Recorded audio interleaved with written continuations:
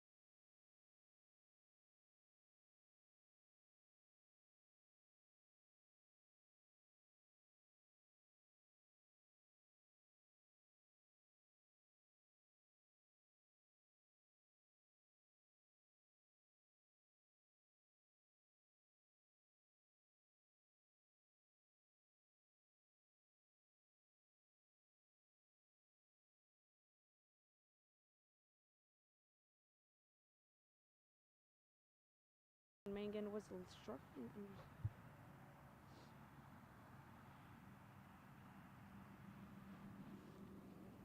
Mic check 1 2 3 4 5 6 7 8 9 10. Mic check 1 2 3 4 5 6 7 8 9 10. Mic check 1 2 3 4 5. Mic check 1 2 1 2. University.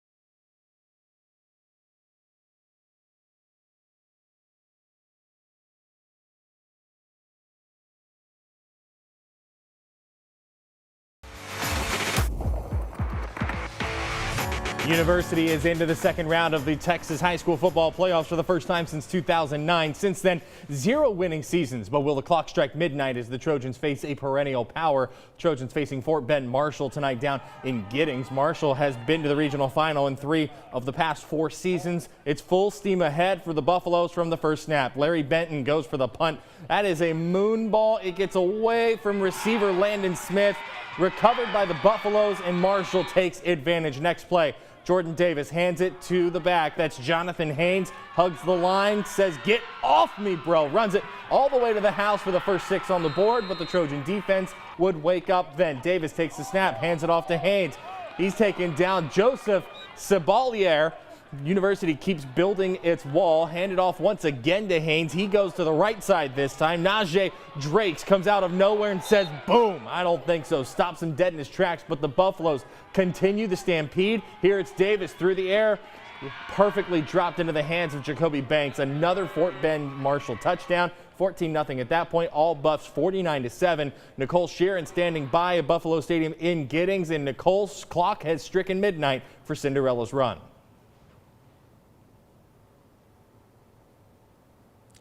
Kurt, the University Trojans entered tonight's matchup looking to continue their Cinderella story and have a shot at the regional round for the first time since 2002.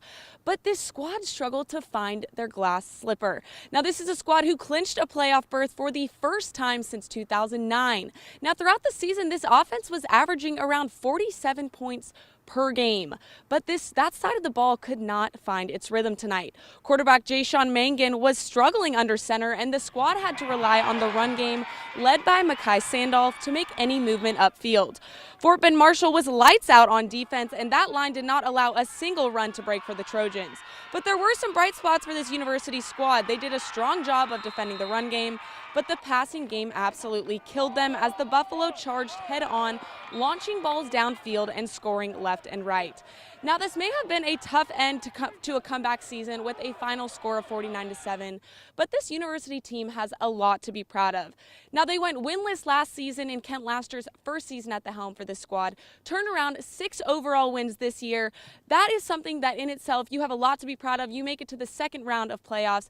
0-100 is truly what happened to this Trojan team, and it may have ended tonight, but this is just the start for this Trojan squad with Kent Laster in the driver's seat. And now it's, of course, starting to rain on me once again, so I'm going to send it back to you, Kurt. All right, Nicole, thank you. Let's talk to Riesel has had some magic of its own the past 2 seasons. Back-to-back win and in Week 11 games, followed by 4-1 seed line upsets in the first round. Can the Indians get back to the third round, facing Bangs tonight up in Burleson? First Indian drive of the game. It's Gavin Oliver untouched. 7-0 Riesel, just like that. It's the very next drive, and it's just rewinding the tape. It's Oliver again, 14-0 in the first. Dragons, though, can they have an answer? Kenny Cole passing. It's tipped, and Santana Cisneros picks it, and it leads to another Riesel touchdown. Then Banks going for it on 4th and 14. They fake the punt, and boom! Colt Dietrich ends it. Riesel rolls 38-14. Matt Lively was there. Domination from start to finish. The Riesel Indians taking care of the Bang Dragons here tonight in Burleson. This was a rushing attack that was executed to the highest degree. 4 rushing touchdowns in the first half. It was 28-0 as Riesel went to the locker room. And on top of that, their defense was absolutely incredible tonight. They go ahead and shut down Guy Powell, one of the best 2A running backs in the state. They forced 2 turnovers in the first half, which led to 2 scores. It was all good news from Riesel tonight. Now they're going to have a date with Crawford next week, a team that plays in their district and that they know all too well. They took a big loss to them in a few weeks back when they played them earlier this season. Tyler Crow told me after this one that they know what they bring. They know how they have to win this time around. They're going to enjoy this one tonight and just get Crawford on their mind come Saturday morning. But a great win here, 38-14, the final from Burleson. Curtis? All right, Matt, thank you. Well, for the first time since 2002, the Harker Heights Knights are into the second round. But can the Knights do something the school has never seen in football and make the third round? Heights facing Royce City tonight at Waco ISD Stadium. A ruckus crimson and black crowd making the trek north. 7-0 Knights, second quarter. Mitchell Stokes 30 yards out. It's good. 7-3 is the Harker Heights lead. The Knights answer. Alexander Bailey on the slant route from Dylan Blake gets the Knights inside the 30, tack on half the distance with a roughing the passer flag. So the Knights knocking on the door. Next play is Rashawn Sanford, 6. Yeah, going for 6. 14-3 at that point. 38-17. Heights into the third round for the first time ever.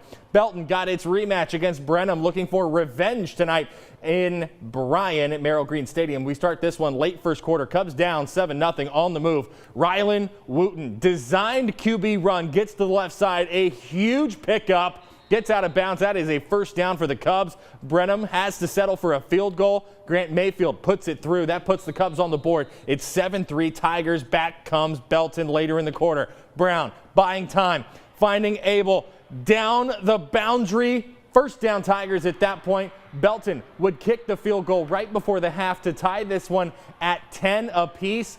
But it's all Brenham in the second half. 31-10 is your final. To the Houston area, can Cameron get back to the third round for the first time since 2019, facing Orangefield in Alvin? Freedom Field is the site.